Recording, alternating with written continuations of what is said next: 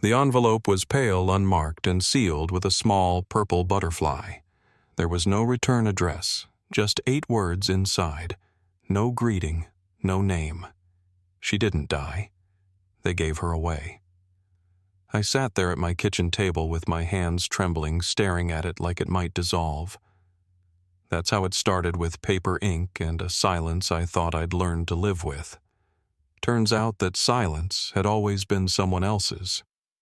Before I go any further, let me know where you're listening from down in the comments, and tap that like and subscribe if stories like this ever brushed past your hometown or your own life. Every click helps pull another forgotten name back into the light. My name is Grace Whitaker. I'm 36 and I teach American literature at a high school just a few blocks from where I live, a brownstone walk-up off Hawthorne Street, the kind with creaky floors and windows that fog up in winter. I've lived in Salem my whole life. Born here, raised here, still here. Nothing remarkable about me. I keep to myself. I like quiet mornings and hot coffee and walking the same route to work each day. I never married. Never really dated, not seriously. My mother Margaret raised me on her own, no father in the picture, and she never said much about him, just that it was complicated and that I was all she ever needed. She passed away 3 years ago. Pancreatic cancer. It was fast, and she kept it private, same as everything else. I took care of her in those final weeks. She shrank down to almost nothing, and when she died, I buried her with a red scarf she used to wear when I was a kid. After that, life just settled. I kept teaching. I kept walking the same 4 blocks. My apartment is small upstairs from an old antique bookshop run by a man named Harris who never makes eye contact. My neighbor, Mr. Dempsey, leaves apples at my door sometimes. He says I remind him of his late daughter. Claire from the English department invites me to brunch every Sunday, and every Sunday I politely decline. Some people say I'm distant. Others call me calm. Either way, they're not wrong. I don't decorate. I don't overshare. My students get one corkboard with literary quotes and no motivational posters. I've always believed in clean lines, quiet corners, and not asking too many questions about things that can't be changed. But in the weeks leading up to that letter, something in me shifted. I couldn't name it. Just a tension I carried in my chest that felt like a held breath. I'd catch myself looking too long at old photographs, one in particular, a beach day I don't remember where I'm 7 and missing my front teeth, and Margaret's wearing oversized sunglasses with her arms wrapped tight around me. We looked happy in that photo, but I can't recall the moment it was taken. Not the wind, not the sound of waves, nothing. I started waking up in the middle of the night, no nightmares, no sounds, just this sensation that something wasn't where it should be. Not something outside the apartment, something in me, a piece that felt sealed off. Then, one morning just before dawn, I found the envelope in my mailbox. No stamp, no return address. Just my name in uneven slanted handwriting. Grace Whitaker. I sat at my kitchen table under that same old light fixture with the chipped bulb cover and opened it. 8 words. No more. She didn't die. They gave her away. I didn't sleep that night, and by the time the sun rose, I was holding something else in my hands. Something I hadn't touched in years. A broken necklace. Half a heart. And on the underside, 3 etched digits, 198. The last number was scratched away. That was the moment I knew. Something was coming. And it wasn't going to stay buried for much longer. I didn't sleep the night that letter showed up. I watched the sky change colors through my kitchen window, while the envelope sat on the table like it was waiting for me to pick it up again. The paper was so thin I could almost see through it. But those 8 words. She didn't die. They gave her away, might as well have been carved in stone. By the time the streetlights clicked off, I'd already pulled out the box I kept on the hallway shelf. It held a few childhood things, Nothing much, my hospital bracelet baby teeth in a paper envelope, an old photograph of me and my mother on my 5th birthday, and that necklace. I hadn't thought about it in years. It was a silver heart, just half of one, with a jagged edge where the other side had broken off. My mother always said it was a gift from someone she didn't remember well, a family friend, maybe. I'd asked her once where the other half was, and she told me it had gotten lost. But when I looked at it again under the light above the kitchen table, I saw something I'd never noticed. On the back, etched so faintly it was almost gone, were 3 numbers 198. The last digit had been scratched away, not worn, scratched. Deliberately. That same feeling crept into my chest again, like I was standing in a room I'd been in before but couldn't quite recognize. I flipped through the photo again, me in a party hat, my mother smiling too wide, and I felt something shift. It wasn't grief exactly, more like disorientation, like someone had turned the floor a few degrees without warning. I stood up and reached for the envelope again, looking more closely this time. The flap was sealed with a small purple butterfly sticker. It didn't mean anything to me, not that I knew of. But when I peeled it back carefully, I saw a faint mark beneath it. Not a full symbol, just a smudge. And on the inside of the envelope, barely visible, was a watermark. I held it to the window. It was a hospital logo, St. Anne's Medical Center. It was shut down decades ago, some scandal involving record-keeping and malpractice. I remembered it from a school project years back. The name had stuck with me because of how abruptly it had vanished. I was born there. At least that's what my birth certificate said.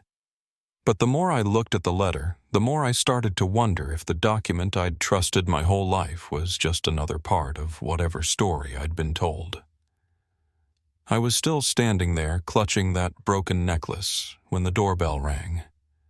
It was 6:13 a.m. I remember the time because I'd just looked at the clock before I walked to the door. I live alone. I don't get visitors, especially not that early. I checked the peephole. No one. Just the faint outlines of morning fog settling on the steps. I opened the door slowly and saw it another envelope. Same paper, same neat handwriting, still no return address. But this one was heavier. I took it inside and sat back at the kitchen table, heart in my throat. Inside was a photo. It was old, the color slightly faded. It showed a hospital room. A woman in a hospital gown, her face hidden behind her hands, and 2 bassinets side by side. The name tags on each were visible, Whitaker A and Whitaker B. My stomach turned. It didn't feel theoretical anymore. There were 2 of us. It was real. I spent the rest of the day in a kind of fog. I didn't go to work. I didn't return calls. I just sat there, surrounded by things that had been mine all my life and now felt completely foreign. My apartment, my keepsakes, even my name. I'd always believed I was an only child. That's what Margaret told me. And I believed her. She'd raised me alone in that little white house near the edge of town. She'd made my lunches, taught me to read, braided my hair on the first day of school. She'd been strict but not unkind. Just quiet about things, about the past, about my father. Whenever I asked, she'd say it was complicated and that I didn't need to know, and I let that be enough. But now it wasn't. That night I opened a bottle of wine I'd been saving and sat on the couch with the letter, the necklace, and the photo. I stared at them like they were evidence in a case I didn't understand. I thought about the silence between me and Margaret. Not the kind you notice, but the kind that builds up so slowly it becomes normal. I hadn't asked the questions because I was afraid of the answers. Or maybe I just assumed the truth would come on its own someday. I didn't expect it to show up in a mailbox. The next morning, I called in sick. I hadn't taken a sick day in over 3 years. I got in my car and drove to the house where I grew up. It had been sold not long after Margaret passed, but the new owners hadn't moved in yet. The real estate agent still had a key. I parked across the street and sat there for a long time just staring. The siding had faded. The oak tree out front still had that tire swing, though the rope looked brittle. The house looked smaller than I remembered. I walked around to the back. The door was unlocked. It was colder inside than I expected. Quiet, but not empty.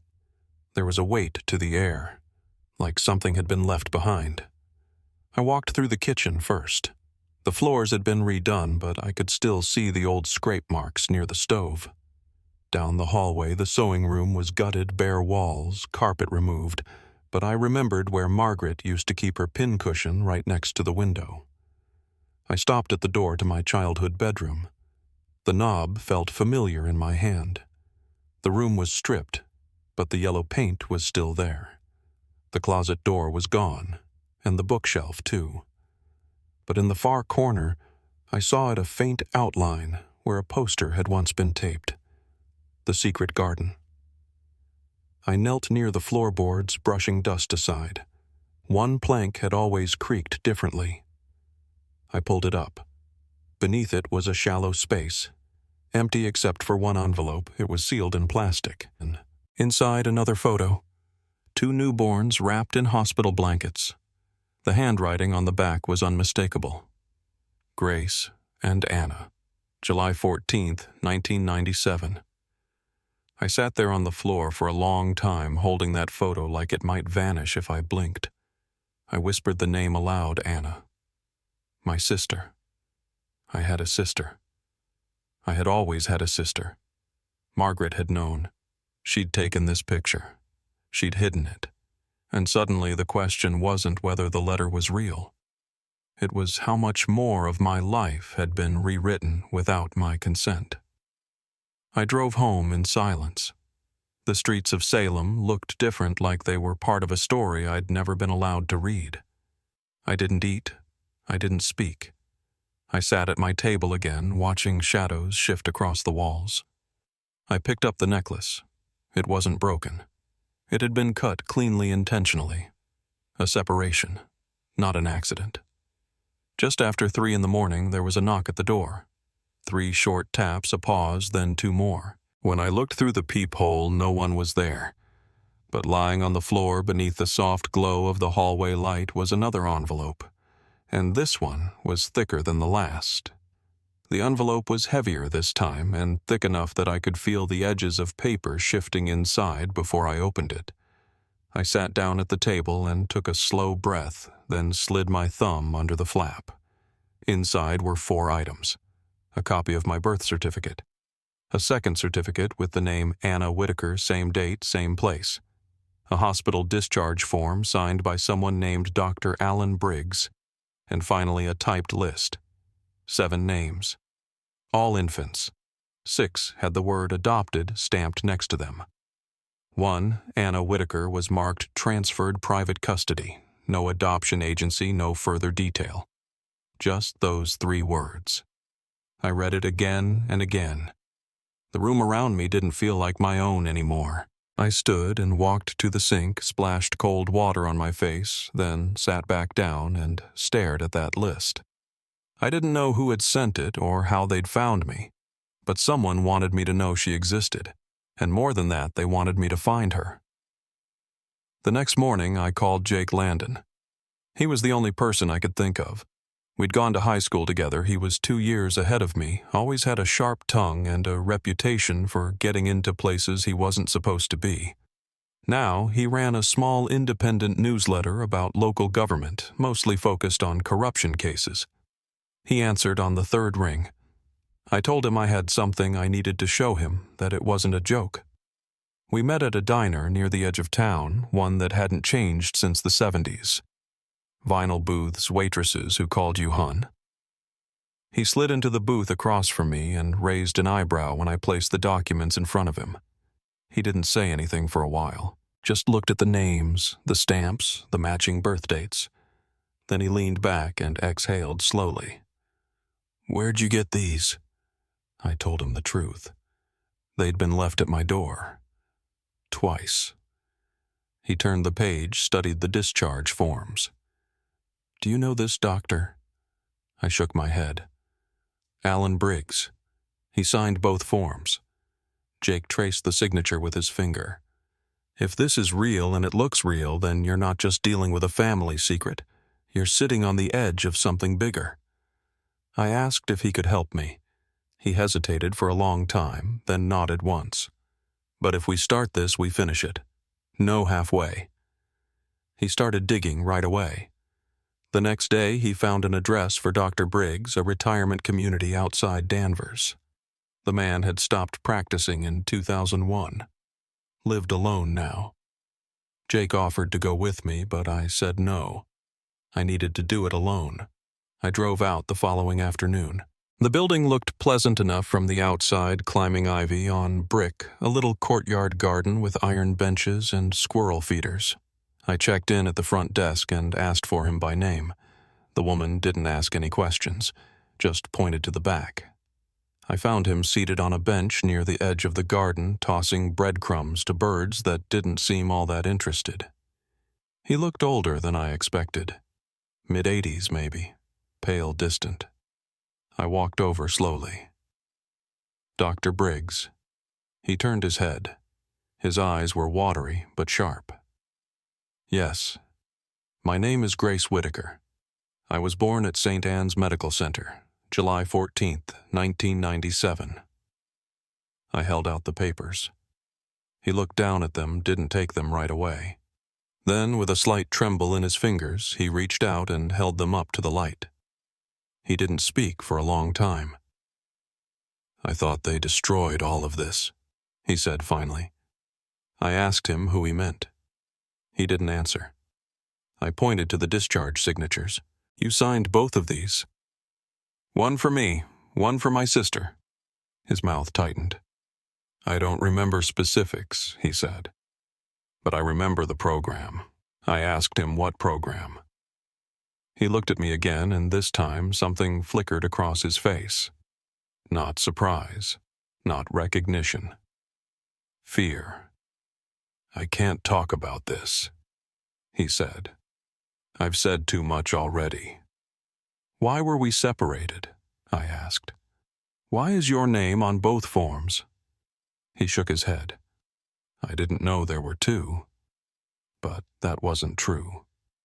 His name was there in black ink, plain as day. He gave no further answers.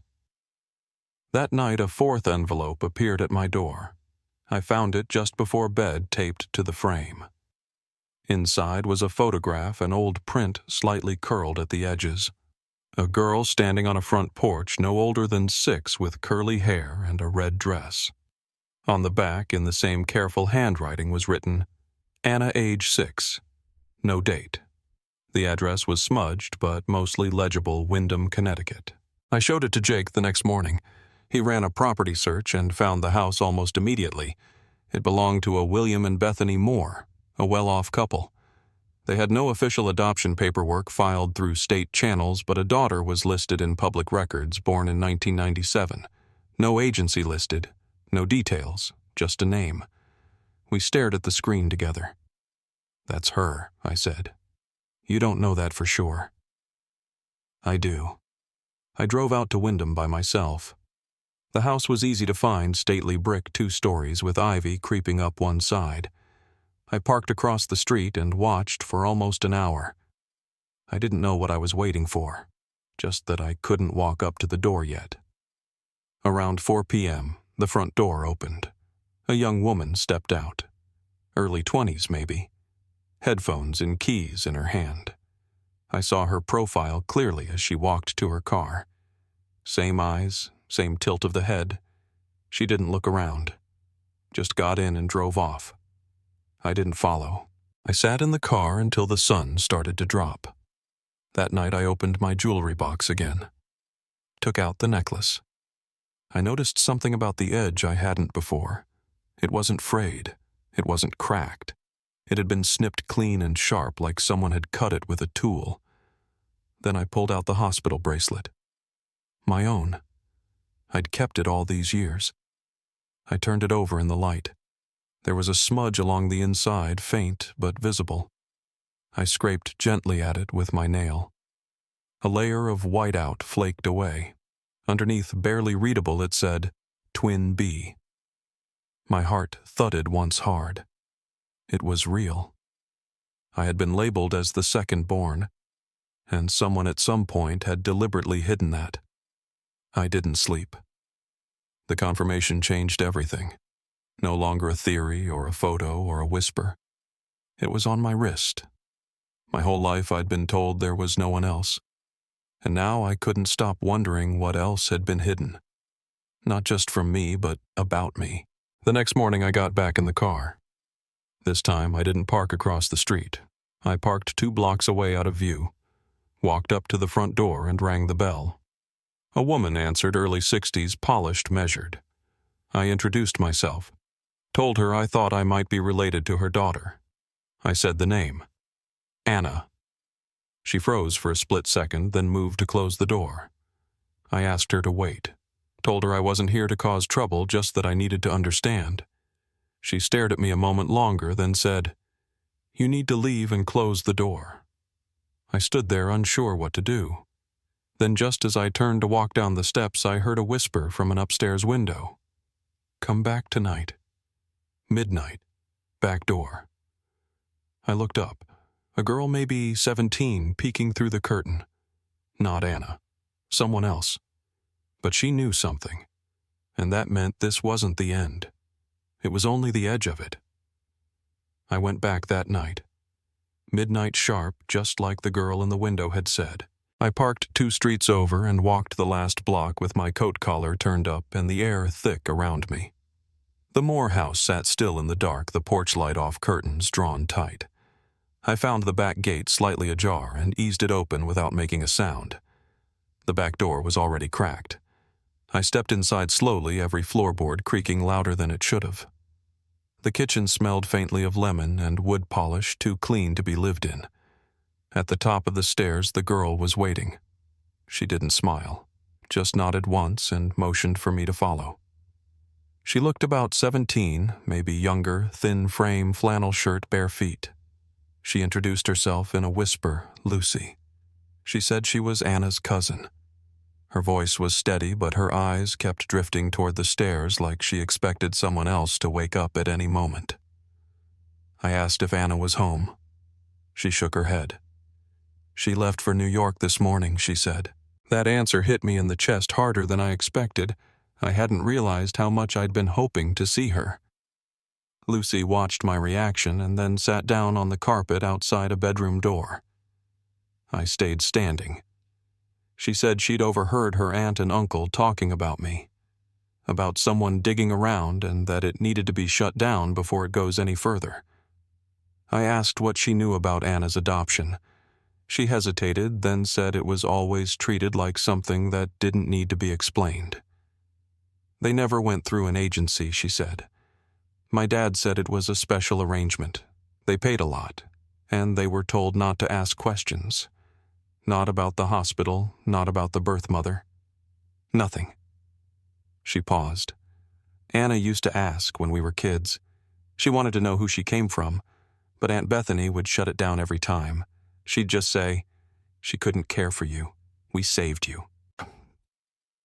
I don't know how long we sat there like that, both of us talking low like the walls had ears. Then Lucy stood and walked into her room. When she came back, she was holding something in her hand, a faded plastic bracelet, the kind hospitals use for newborns. She handed it to me without a word. The name on it was clear as day. Anna W., date of birth, July 14th, 1997. At the bottom, in small all-cap text, Twin A. My fingers closed around it instinctively. I didn't cry. I didn't say anything at all. Lucy just asked one thing, that I not tell them she helped me. I promised I wouldn't. Then I slipped out the back door the way I came. I didn't drive home. I drove straight to Jake's apartment. I knocked twice before he opened the door, bleary-eyed and barefoot. I handed him the bracelet. His face changed instantly. He turned it over in his hands like it was radioactive. "This is confirmation," he said. "She was labeled Twin A, just like you were Twin B." I nodded. My voice felt stuck.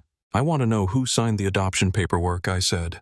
I want to know who authorized it, who made it happen, who benefited."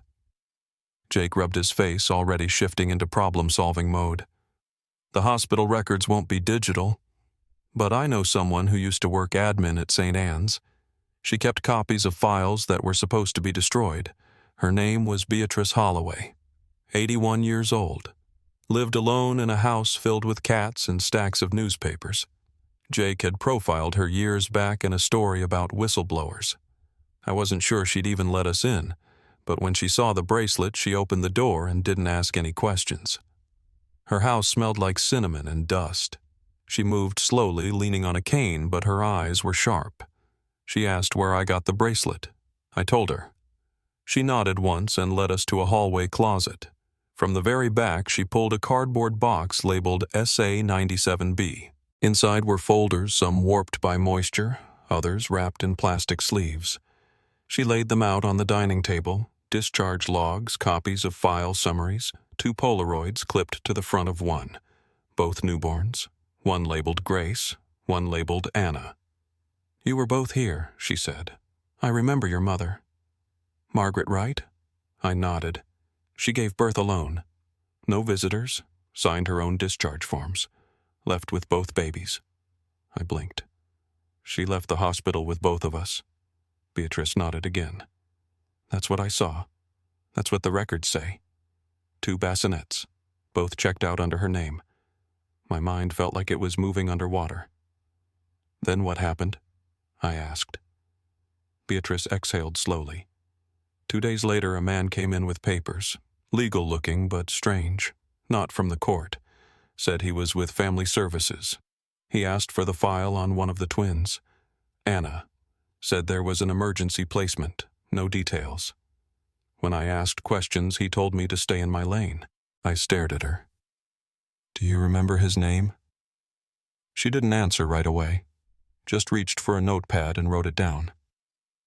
"David Harrow. He said he worked for the state, but he never showed ID," she said. Jake leaned over her shoulder. "I know that name." His voice was flat. He wasn't with Family Services. He was a political aide, chief of staff for Senator Ellsworth back in the late 90s.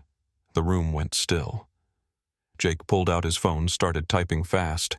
"His name shows up in sealed court files, private custody motions, all tied to St. Anne's. It wasn't just your sister," he said. This was a pattern. I looked down at the bracelet in my hand. Anna W., twin A. "How many children?" I asked. Jake didn't answer. That night, back at my apartment, I found a note taped to the door. It was short. 3 words. "You need to stop." There was no signature. Just a small purple butterfly sticker next to the tape, the same kind that sealed the first envelope. I didn't go inside right away. I stood there on the porch key in my hand, breathing in cold air like it might help steady me. When I finally went in, I turned on every light. I didn't sleep. I didn't sit down. I just walked the rooms slowly like I was looking for something, some other message, some other clue. But there was nothing. Just the echo of a voice I hadn't heard yet, but knew was coming. Because someone didn't want this truth uncovered. And I was beginning to understand exactly why. The letter came 3 days after the warning note. Not through the mail. Not taped to my door. Just sitting on my coffee table when I came home from work like someone had slipped it inside while I wasn't looking. I had locked the door that morning. I always do. Nothing was missing, but I still walked through every room with a quiet dread in my throat. Everything was where I left it except the letter. Pale envelope. No handwriting this time. Inside was a single page folded once. A court record unsealed. Family Court, Essex County. Dated September 1998. The ink was faint in places, but still legible. The name across the top was my mother's, Margaret Whitaker, and below that a handwritten statement addressed to a judge. I sat down before I read it. It wasn't long, but the words felt heavier than the paper. "I can't raise them both," it said. "I don't have the money. I don't have the support. I was promised they'd be kept together, but now they say I must choose. I am choosing Grace not because she is better, not because I love her more, but because I know I can give her a safer life. Please make sure the other girl ends up with a family who can love her the way I can't. I didn't move for a long time. I just held the page in both hands. My fingers pressed hard into the edges like pressure might make it less real, but it didn't stop there. Behind that page was another document typed, notarized, dated 2 months later. A voluntary relinquishment form. Margaret had signed away her parental rights to Anna Whitaker in exchange for medical debt relief. The amount listed was $1,800 to $600. That was the price. I read it again, then again. My mother didn't lose my sister. She gave her up, she chose me, and she never said a word. I brought the documents to Jake that same night. He read them in silence, jaw-tight shoulders, hunched like the air around him had thickened. Neither of us spoke for a while. There wasn't anything to say. After a few minutes, he asked if I'd gone back to the house recently. I hadn't. I wasn't sure I could. But the next morning I found myself driving there anyway. I still had the key to the back door. The realtor hadn't changed the lock and no one had moved in. It felt like walking into an echo. Same dry air, same stillness. I climbed to the attic, the place I'd avoided last time. The door creaked when I opened it. The room was warm with stale heat, the kind that collects under low ceilings. Boxes were stacked along the far wall, most of them labeled winter decorations, old photos kitchen. I opened them one by one until I found it.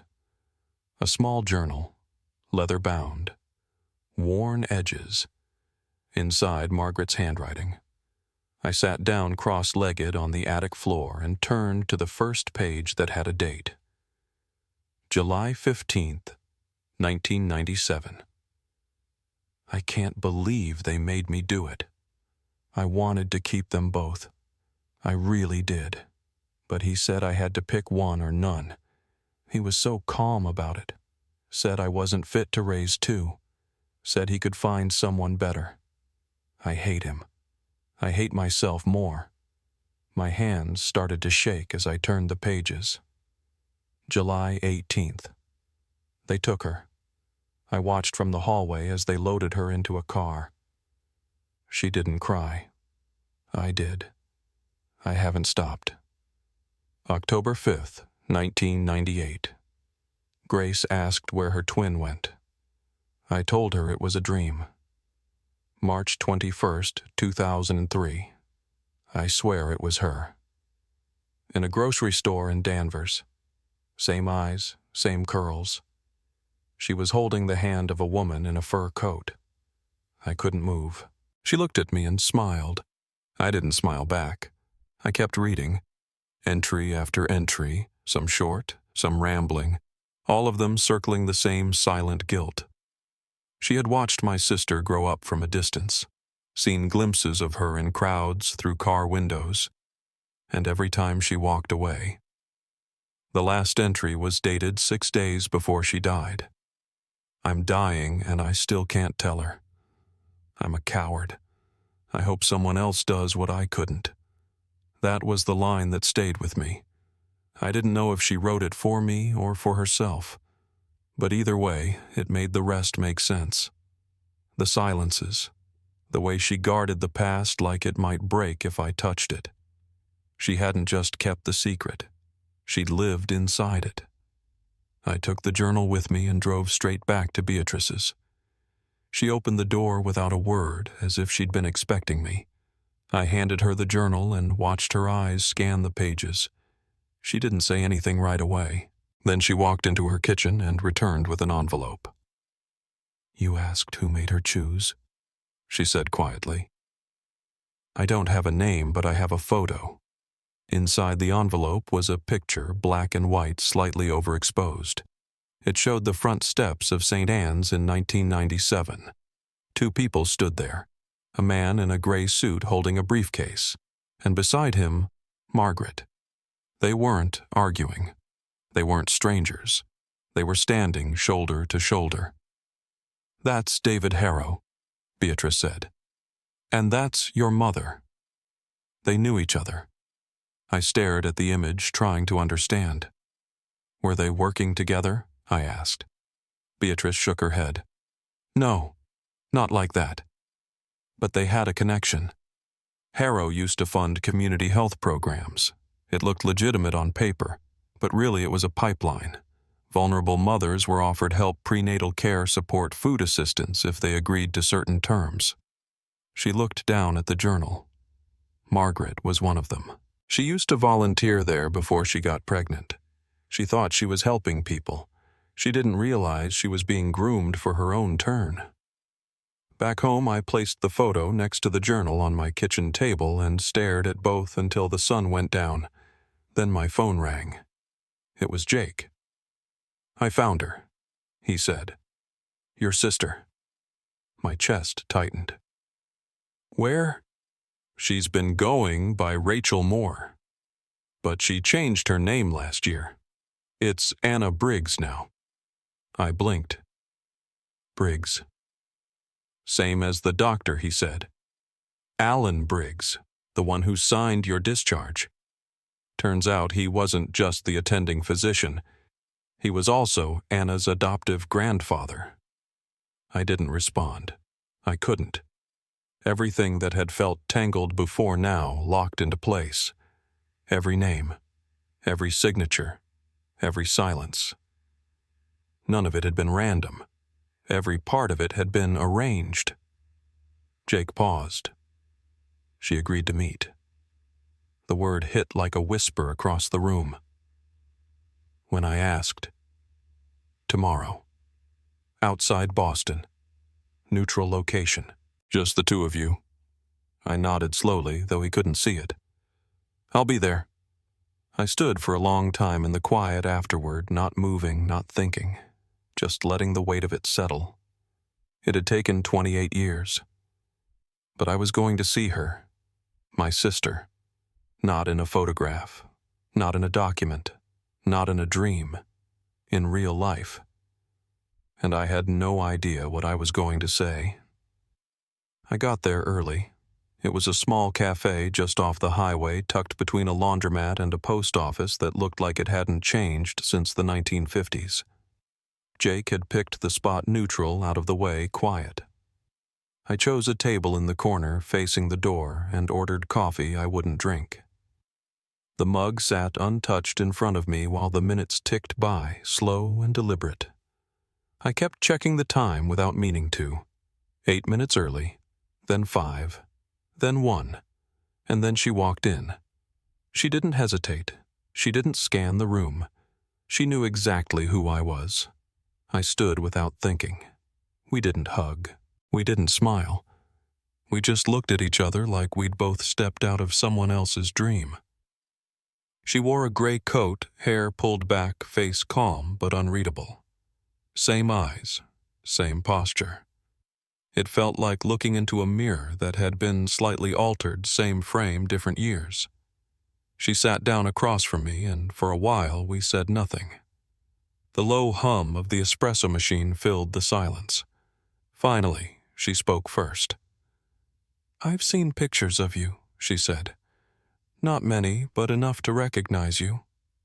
Her voice was steady, quieter than I expected. I nodded. "I didn't know you existed until last month." She looked away briefly, then back. "I used to think you left me. I don't know why. I guess I thought maybe you got to choose and you didn't choose me." My throat felt tight. I didn't get to choose anything.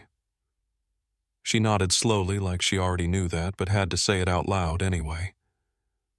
"They told me my birth mother couldn't care for me, that she gave me up to save me." I looked down at the table. She signed papers, but it wasn't her idea. Anna leaned back slightly. "They always said I was lucky. Private school, ballet, summer programs. But there was always this blank space. Like my whole life started at 6 weeks old. Before that, it was just noise they didn't want to talk about. I reached into my bag and pulled out the broken necklace, the same one I'd found in the jewelry box. I placed it between us. She gave this to me when I was a kid, said it was from a family friend. Anna blinked once, then reached into her coat pocket. She pulled out the other half. She placed it gently on the table next to mine. The edges matched perfectly. She didn't speak, but her eyes said enough. I always felt like something was missing, I said quietly. Turns out it was. She touched the seam between the two halves. They told me it came from my birth mother. That's all I knew. I looked at her. Did you ever want to find me? She hesitated. Sometimes. But I didn't know what I was looking for. And by the time I thought I might be ready, it felt too late. Like the story had already been written. I wanted to tell her it wasn't. That we still had pages left. But I didn't say anything. We sat there for 2 full hours. She told me about the Moors, about Bethany's strict rules and William's quiet coldness, about the attic where she'd found her hospital bracelet hidden inside an old music box when she was 12. I asked my mom about it, she said. She slapped me and told me never to speak that name again. I didn't even know what name she meant. I told her about Salem, about Margaret, about the letters and the photographs and the journal in the attic. When I said the number $18,600, she flinched. That's all I was worth, she said. I shook my head. It wasn't like that. She was manipulated. She was scared. They made her believe she had no choice. Anna stared out the window. She still signed. I didn't argue. I couldn't. Forgiveness doesn't come just because the truth does. But when we left, she didn't walk away. We crossed the parking lot side by side, 2 strangers who weren't quite strangers anymore. Jake was waiting for me when I got home. He brought takeout and 2 beers, said nothing at first, just sat beside me on the porch while I told him how it went. She's angry, I said. She has a right to be, he replied. I nodded. So do I. That night I couldn't sleep. I lay awake thinking about the gap between what we lost and what we might still have. The next morning I went back to work. My students noticed. I didn't say anything, but they could feel the shift. I was more present, less distant. I started accepting Claire's Sunday brunch invitations. Told Mr. Dempsey the apples he left were starting to bruise. He laughed and said he'd switch vendors. I didn't tell them everything, but I let the silence between me and the world shrink just a little. A week later, Jake published an anonymous piece in his newsletter about ghost children missing records and a hospital no one wanted to talk about anymore. Beatrice mailed him a thank you note along with a paperclip full of photos from the box she'd kept hidden all those years. One was of Margaret, young, smiling. I kept that one. I still wasn't ready to forgive her, but I was starting to understand. Then, one morning, another letter arrived. This one, official, a court order unsealed. Anna had filed to change her legal name, Anna Grace Whitaker. No more aliases, no more erasure. I folded the paper slowly and set it next to the necklace halves.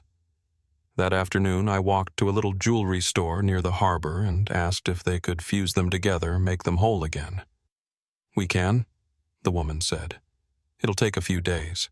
I said that was fine. I could wait. And when it was ready, I knew exactly who I'd give it to.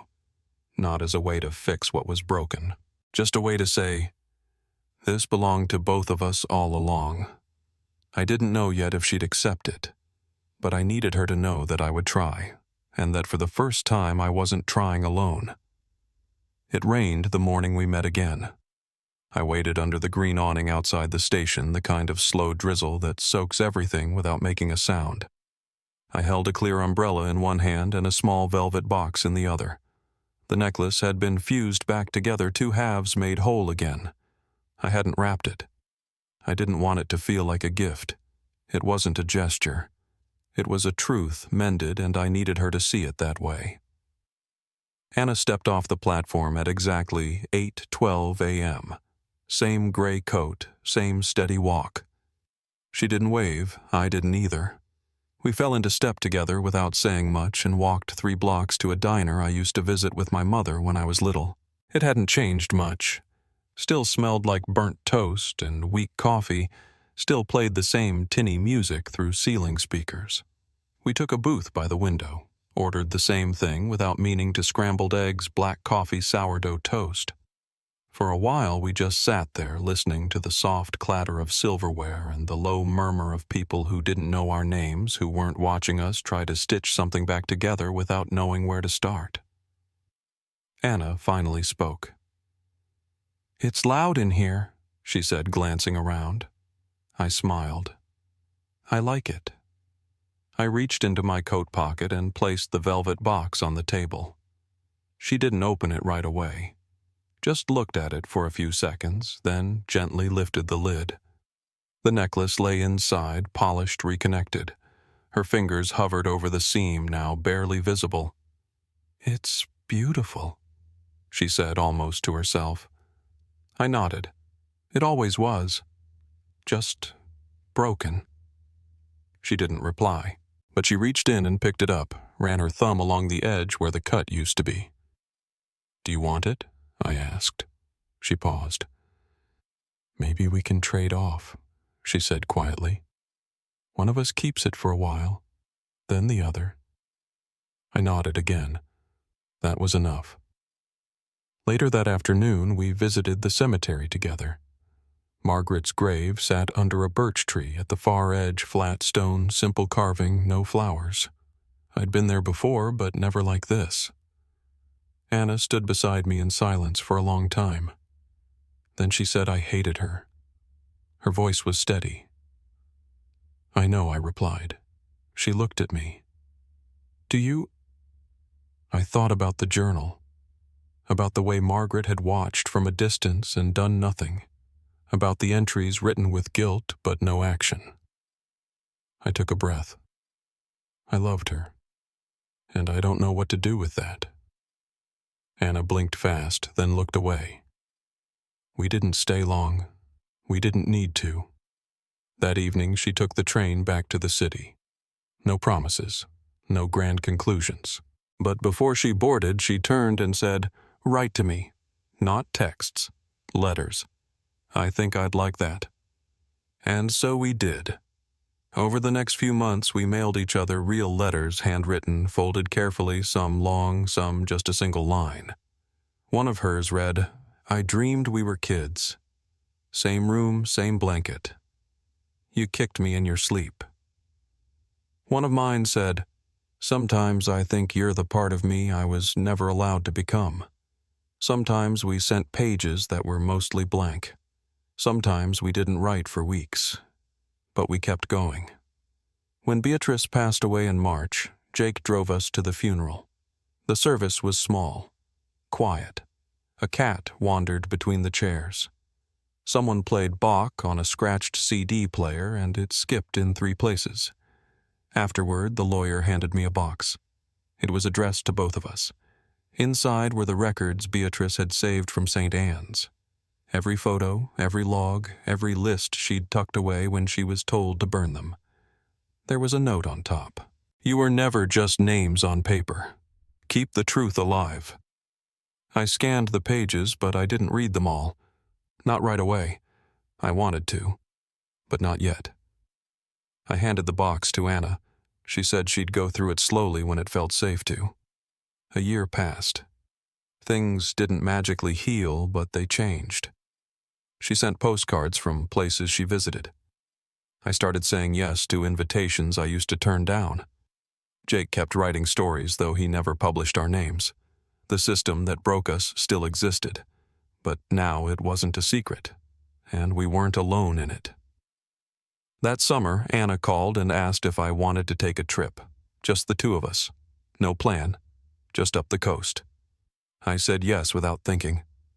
We packed light. Stayed in small towns, ate at diners that smelled like bleach and fried onions, talked about everything, and sometimes nothing. In one antique shop, I found a copy of The Secret Garden, the same book I used to keep on my bedroom shelf as a kid. Inside was a small note taped to the front page. If you look the right way, you can see that the whole world is a garden. I bought it for both of us. That night in the motel, we read it aloud in turns, both of us half laughing at how serious we sounded. But neither of us stopped. The last time we visited Margaret's grave, we didn't bring flowers. We brought the journal, wrapped in fabric tied with string. We buried it beneath the birch tree without ceremony. No speeches, just a quiet act of closure. I brushed dirt from my hands and stood up. Anna looked at me. "Do you ever wish you didn't know I didn't need time to answer?" "No." She nodded. "Me neither." We walked away slowly. The rain began again behind us, not loud, not cold, just soft enough to remind us that something had passed, and something else had quietly begun. About a month after we buried the journal, Anna called me from a payphone. I didn't even know she knew where one was. She didn't say hello. She just said, "I found something. I think you should see it." Her voice was tight-clipped at the edges, like she was holding something back. She gave me an address in Hartford, an old brick building I didn't recognize, and told me to meet her there the next morning. She wouldn't tell me more. I didn't ask. That night, I barely slept. I kept thinking about the box of records Beatrice had left us. I'd only skimmed them before handing them off. I told myself it was so Anna could go at her own pace, but the truth was I wasn't ready to confront everything at once. I hadn't asked what she'd found, but part of me already knew. The building was a converted municipal archive, a place where old court documents went to be forgotten. I found Anna waiting outside on the steps, her coat pulled tight, a file folder tucked under one arm. She looked different. Still her, but more focused. She nodded once and led me inside without speaking. The receptionist didn't even glance at us. We signed the logbook and made our way to a small records room that smelled like time, paper, dust, metal mildew. Anna laid the folder down on the table and opened it carefully. "I didn't find this in Beatrice's box," she said. "I found it through a woman in Albany who used to work for a family court judge in the late 90s. She owed Jake a favor." She pulled out a document and slid it toward me. "Read this." It was a guardianship motion, dated September 1997, filed 2 months after we were born. Petitioner David Harrow. It wasn't just a recommendation. It was a directive. A state-sanctioned request to transfer permanent custody of an unnamed infant from one private household to another with the judge's signature already on the line. No hearing, no birth family review, just an endorsement. The child was listed only by initials AWW. My hands went cold. Anna opened another paper. It was from 2 years later, a sealed report from the Department of Health and Human Services. Buried deep in the language was the phrase placement pipeline, referring to a pattern of undocumented custody transfers initiated by intermediaries tied to philanthropic medical programs. There were 7 names in the appendix. Anna tapped one with her finger. They weren't just placing kids, they were laundering identities. I looked at her. "Why would they do that?" "Because it's cleaner," she said. "No paper trail, no waiting lists, no questions. Just pick the baby, sign the paper, and it disappears." She took out a final page. It was from a private donor list. David Harrow's name was printed alongside several others, including board members from hospitals, 2 former judges, and a woman I remembered seeing in one of Beatrice's Polaroids, Dr. Elaine Strick, former head of pediatrics at St. Anne's. Anna looked at me. These people didn't just cover it up. They built it. I stared at the papers. "So who else knows Jake?" she said. "And now a few journalists in New York, but nobody's ready to touch it yet. It's old, it's fragile, and everyone who benefited is either gone or insulated." I reached for the guardianship form again. "We have their names?" Anna nodded. "But names aren't enough, not without a survivor. Not without someone willing to go on the record. I looked at her. "Are you?" She paused. Then she said, "I think I have to be." That afternoon we walked through downtown Hartford in silence. We didn't talk about the system or the judges or the files. We talked about small things, what we used to read in grade school, how she hated scrambled eggs but always ordered them anyway. I told her I never learned to drive on the highway until I was 24. She laughed at that. A real laugh, not polite. It felt like exhaling for the first time in weeks. We stopped at a bookstore before heading back. I found a hardcover copy of The Secret Garden. I handed it to her. "This was always my favorite," I said. She smiled, thumbing through the pages. "I never read it," she said. "Maybe now I will." The next day, I got a call from Jake. He'd run a search on the sealed court orders tied to David Harrow and found something else, an internal memo from 1999. It had been scanned and mislabeled, buried in an unrelated housing case.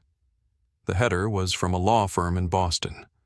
The subject line read, "Disposition of Unrecorded Dependents." Jake's voice was calm, but I could hear the edge under it. This wasn't about just one child or even a few. It's bigger. I think we're talking dozens, maybe more. I closed my eyes. "Does anyone still work at that firm?" He hesitated. "One name, Robert Wexley, senior partner now." He signed the memo. I asked if he'd talk to us. Jake didn't answer. "He's not going to hand us what we need," he said, "but he might confirm enough to open a door." 2 days later, Anna and I drove back to Boston. We didn't make an appointment. We just walked into the law office and asked to speak with Mr. Wexley. The receptionist looked confused, then cautious. She stepped into a back hallway, and a few minutes later he appeared. Older, gray hair, expensive suit. He didn't recognize us, but when we handed him the memo and said the name David Harrow, something shifted in his expression. He asked us to step into a side room. It wasn't an admission, not really. But he confirmed the memo was real. Said the arrangements were before his time, even though his name was right there on the signature line. He said it was all buried long ago. Everyone meant well, he added. The children were placed in loving homes. Anna's hands were clenched so tight I could see the bones. I thanked him for his time. She didn't say a word. Outside, she stopped at the top of the stairs. "He thinks that makes it okay." "It doesn't," I said, "and now it won't stay buried." We didn't speak much on the drive back. She sat with the files in her lap, flipping through pages like she was memorizing them. I watched the road, but my mind kept drifting to that phrase, unrecorded dependence. It was a system designed to disappear people like her, people like us. But they hadn't finished the job. Not yet. That night I emailed Jake and told him we were ready. Anna would go public. She would testify. We had names, dates, records. We couldn't rewrite the past, but we could stop it from being erased again. And maybe that was how this had to end, not with punishment, not with revenge, but with exposure, with memory, with light. The day Anna gave her statement, I sat outside the courthouse with my hands wrapped around a paper cup of coffee that had long gone cold. She didn't want me in the room, said it needed to be her voice, not ours. I understood. When she came out, she didn't say much, just nodded once, then sat beside me on the bench and stared out at the parking lot like it held something worth watching. We didn't talk about what she said or who was in the room. We didn't talk about the file folders Jake had placed on the table or the names that would never face a courtroom. We just sat there, quiet, together. That was enough. After the story went public first in Jake's newsletter, then picked up by a regional paper in Albany, there wasn't any dramatic fallout. No arrests, no press conferences, just quiet shifts. A few judges retired early. One foundation lost its backing. The hospital's name didn't come up often, but St. Anne's started showing up on more investigative lists, ones that tracked irregular adoption activity and disappeared files. It wasn't justice, not really, but it was light, and sometimes that's the first step toward anything else. Anna moved back to Connecticut the following spring. Not with the Moores, she hadn't spoken to them since the day she walked out. She found a small apartment near the water, took a job at a community library shelving books and running teen workshops. I visited sometimes, brought coffee and old novels, stayed just long enough not to feel like I was interrupting. We didn't become sisters the way most people imagine braiding each other's hair, calling every day. But we didn't need to. We had something older than that. Something you don't build, just uncover. It was quiet, solid, enough. I kept teaching.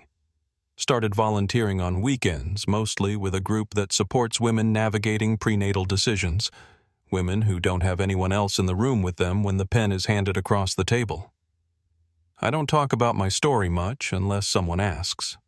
And even then, I keep it simple, just enough to remind them they're not invisible. Some days I still find myself holding the necklace. Not wearing it, just holding it, feeling the weight. The seam where it was joined is almost invisible now, but I know where it is. I'll always know. Margaret's picture still sits on my nightstand next to a small silver frame with Anna and me at the beach last fall. I don't hate her. I don't forgive her either. But I understand, and that has to be enough. I've learned that family isn't what you're given or even what you lose. It's what you reclaim inch by inch, truth by truth. Sometimes that means naming the wound. Sometimes it means standing beside someone who carries a version of your life you'll never fully understand. And sometimes it means writing a story down so the silence doesn't get the last word. If this story stayed with you, share it. Say the names out loud. Remember the ones who were never supposed to be found. Because the truth has a way of reaching the surface, especially when we make space for it.